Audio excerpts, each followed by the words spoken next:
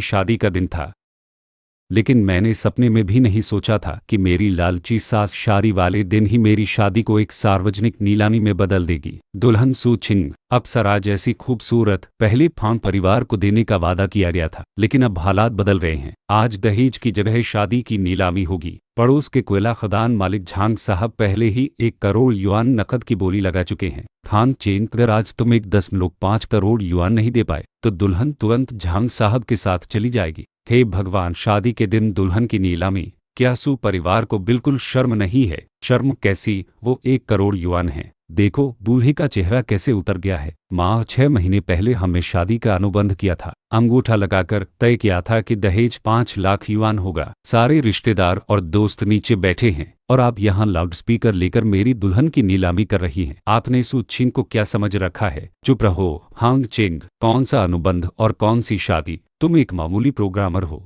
1 crore yuan तो तुम पूरी जिंदगी मेहनत करके भी नहीं कमा पाओगे। झांग साहब की रोल्स रॉयस बाहर खड़ी है। अगर 1.5 करोड़ नहीं दे सकते तो यहाँ से निकल जाओ। मेरी बहन को अमीर घराने में शादी करने से मत रोको। क्या तुम भी ऐसा ही सोचती हो? तुम्हारा भाई बदतमीजी कर रहा है, तुम्हारी माँ पागल हो गई है और तुम भी उनका साथ दे रही हो। 3 साल का हमारा प्यार क्या पैसों के सामने सिर्फ बेचने की चीज बन गया? कुछ तो बोलो फांग चेंग, मुझे दोष मत दो, दोष अपनी गरीबी को दो। लोग हमेशा ऊंचाई की तरफ बढ़ते हैं। झांग साहब ने वादा किया है इस शादी के बाद मेरे भाई को स्पोर्ट्स कार और विला देंगे और तुम्हारा 30 लाख युआन वाला घर किसी अच्छे स्कूल क्षेत्र में भी नहीं है। उसका डाउन पेमेंट भी उधार लेकर भरा है। पैसे नहीं हैं तो खूबसूरत पत्नी से शादी करने का सपना मत देखो। यही हकीकत है। सुना तुमने? गरीब आदमी, मेरी बेटी बिल्कुल सही कह रही है। 1.5 करोड़ से 1 पैसा भी कम नहीं चलेगा। अगर नहीं दे सकते तो होटल से बाहर निकल जाओ। झांग साहब और सू छिन की शादी में बाधा मत बनो। गरीब आदमी, तुम्हारा यहाँ खड़ा रहना भी हवा बर्बाद करना है।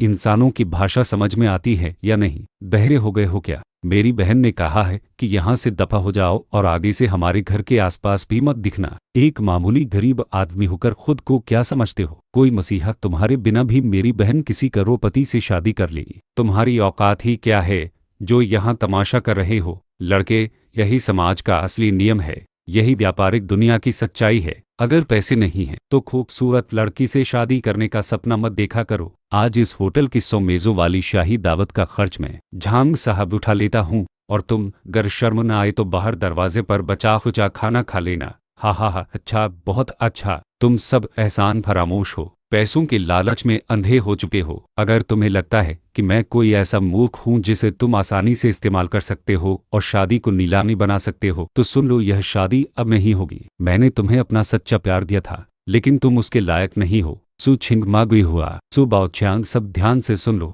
जब तुम लोगों ने यह रिश्ता तोड़ ही दिया है तो अब सब कुछ कानून और हिसाब किताब के अनुसार होगा। जो भी मेरा है 1 घंटे के भीतर मुझे ब्याज सहित वापस चाहिए। बहाने मत बनाना। पहले वे 5 लाख युआन या 50 लाख रुपए के बराबर दहेज शगुन जो तुम लोगों ने लिए थे, एक एक पैसा वापस करो। दहेज वापस करें? सपना देख रहे हो क्या? जो पैसा मेरी जेब में आ गया वह वापस नहीं होगा। वह 5 लाख तो मैंने कल ही अपने बेटे के जुए के कर्ज चुकाने में खर्च कर दिए और फिर मेरी बेटी 3 साल तक तुम्हारे साथ रही। हमने तुमसे उसके युवावस्था के नुकसान का हर्जाना भी नहीं मांगा। यही बहुत है। एक पैसा नहीं मिलेगा। जो करना है कर लो, अदालत जाओ। तुम जैसे गरीब आदमी में मुकदमा लड़ने की हैसियत है क्या? झांग साहब चाहें तो एक उंगली हिलाकर तुम्हें कुचल सकते हैं। हान चिंगब, और बेइज्जती मत करवाओ। हर समय 5 लाख की रट लगाए रहते हो और कहते हो कि मुझसे प्यार करते हो। कितने छोटे दिल और निकम्मे इंसान हो तुम। झांग साहब, इस गरीब आदमी पर ध्यान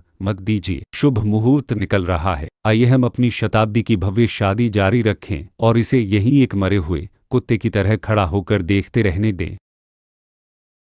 आज तुम सब ने जो जो बातें कही हैं उन्हें याद रखना और अपने चेहरों पर जो यह घमंड भरी मुस्कान है उसे भी याद रखना। उम्मीद है कि थोड़ी देर बाद भी तुम लोग इतनी ही जोर से हंस पाओगे और उम्मीद है कि तब मेरे सामने घुटनों के बल गिरकर माफी नहीं मांगोगे। मैं तो कहती हूँ मेरी बेटी की किस्मत कितनी अच्छी है। वह फांग चेंग आखिर है ही क्या, एक जिद्दी और बेकार आदमी लगभग हमारी बेटी का भविष्य खराब कर देता। अब देखो हमारी बेटी तो सीधे मसीराती में बैठेगी। तुम सब हमारे अध्यक्ष झांग को देखो, एक ही बार में 1 करोड़ युआन निकाल दिए। यही होते हैं असली अमीर लोग, इसे ही किस्मत कहते हैं। गरीब लोग सारी जिंदगी कोशिश कर लें, लेकिन अमीरों की दुनिया तक कभी नहीं पहुंच सकते। दीदी माँ, बड़ा काम हो गया। मैंने अभी किसी से झूठी गवाही तैयार करवा दी है। दीदी के हस्ताक्षर और पहचान पत्र का इस्तेमाल करके हान चेन के नाम वाली 3 मिलियन युआन की पूरी कीमत चुकाई हुई शादी की कोठी मेरे नाम ट्रांसफर करवा दी गई है। बाओ च्यांग, यह ठीक नहीं है ना?